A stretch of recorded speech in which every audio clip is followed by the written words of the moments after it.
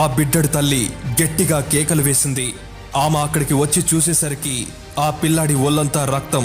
తల్లి చేతిలోనే ఆ పిల్లాడు ప్రాణాలు కోల్పోతాడు.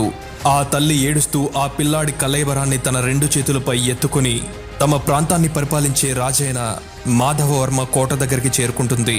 అక్కడున్న ధర్మగంటను ఘనఘన మోగిస్తుంది. ఎవరికో ఆపద వచ్చిందన్న భావంతో మాధవవర్మ పరుగు పరుగున అక్కడికి చేరుకున్నాడు. ఆ తల్లి పడుతున్న యాతనను ఆ రాజు చూడలేకపోయాడు. తల్లి, జరిగిన విషయం తెలిసింది. నీ బిడ్డడి ప్రాణాలు తీసిన అతడు ఎవడైనా సరే రేపు సంధ్యావేళకు వాడి తల తెగిపడుతుందని ఆమెకి మాట ఇస్తాడు.